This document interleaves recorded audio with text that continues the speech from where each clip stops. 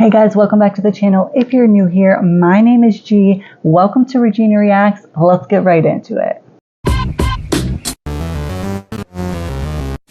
We want to let you know that this is for educational purposes only. Please remember to do your own research, form your own opinions, and with that, imagine you're returning to Salt Lake City after attending your grandmother's funeral in California.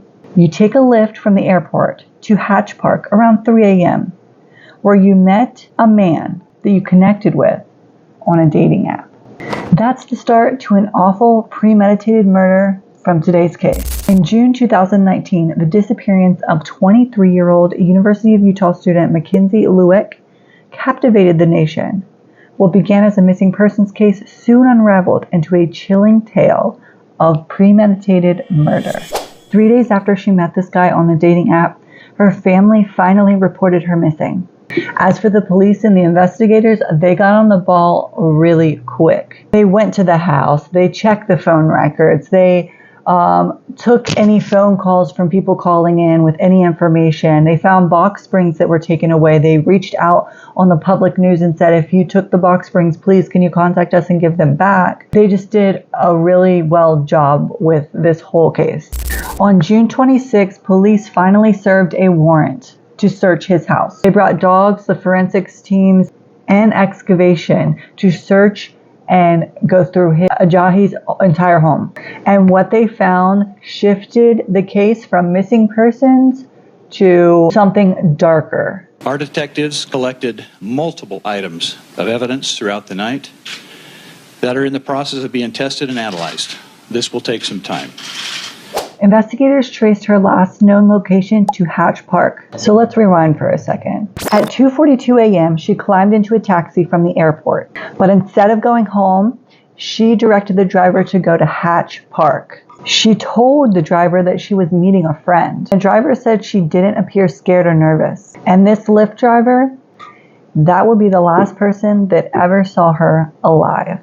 Ayoola Ajayi initially denied meeting her, but cell phone records placed both of them at the same location, the park, at the same time. Neighbors reported seeing him burning items in the backyard shortly after. If you were the neighbor and you saw him burning stuff, would you call 911? So let's go back to when she got in his car. At that point in time, he had already disabled his security systems because his whole house was full of security systems. He already decided exactly what he was going to do with her. Her parents waited a couple of days before they called the police because they thought she was just busy. But when she didn't reply back to them, didn't respond back to them, and then didn't feed her cat, that's when they knew something was up. And she also didn't show up to a wedding that she planned to attend. So alarm bells really went off. Here's the 911 phone call made by Mackenzie's dad. Listen. Yeah, I'd like to get, if possible, have a wellness check done on my daughter. I've been trying to get a hold of her all week. I was just wondering if I could have somebody maybe go by her house and check on her. Last time we heard from her, she got off the plane coming back from LA. It was 1 a.m. She was going to grab an Uber and go home, but that's the last I've heard from her. So 1 a.m. this morning? No, 1 a.m. Monday morning. So we've been trying to get a hold of her all week. Usually it's unlike her to return a call, but it goes straight to voicemails. And does anyone have a key? I don't know. The landlord may. I don't know of anybody that would be there besides her roommates that would have a key. You know what? I take that back. She said she dropped one behind the mailbox, but she could never get it out. So there may be one back there. Somebody can fish it out, but I don't know if she ever got it out or not. On June 28th, Ajayi was arrested and charged with aggravated murder, kidnapping, and desecration of a body. He later confessed to luring Mackenzie into his home where he bound and strangled her.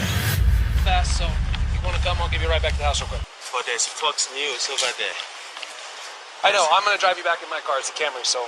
We'll stay away from the news. Yeah, we're not going to go by the news. But I don't want my face on the news. I will do that so it does, okay? So stand up real quick. Go ahead. We're just going to... Oh, yeah, are you arresting me or something? No. Stand up. Then why you're going to be detained for a little bit. You're being detained, but just for a second, okay? I got to put you in handcuffs just while we're driving. Per policy, we're just going to go talk to detectives for a little bit. Why are you detaining me? Because you need to talk to detectives, and I need to transport you back. So my policy says every time someone's in my car, they will wear handcuffs. He attempted to destroy evidence by burning her body and burying her. I spoke with Mackenzie's family this morning. Another devastating call. Despite their grief, we hope this will help them find some closure and justice for Mackenzie. In October of 2020, he pled guilty to Mackenzie's murder and was sentenced to life in prison, which he should have, without the possibility of parole. The plea deal spared him the death penalty, but ensured he would never be released. What are your guys' thoughts on that? Do you think that he should be spared the death penalty, or do you think that he should have been given that? Let me know in the comments down below.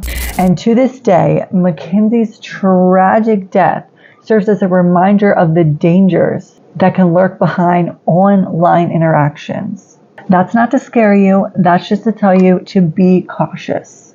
Her memory lives on through the love of her family and the awareness her story has brought to others. Let's take a moment and honor her. What are your guys' thoughts on this case? Let me know in the comments down below. The fact that he lured her in from an online dating app to then strangling her, to then burning her, to then burying her, like, this guy is crazy. Just so everyone's aware, I make these videos to bring awareness to the victims, not those found guilty. Do you think that dating apps should have like a stricter safety background check sort of thing? Or do you think that they do and it just doesn't work? If you enjoyed this video, please do all the things, like, share, follow. And if you have a case that you would like me to talk about, make sure to put them down in the comments as well. And thanks for stopping by and watching Regina React.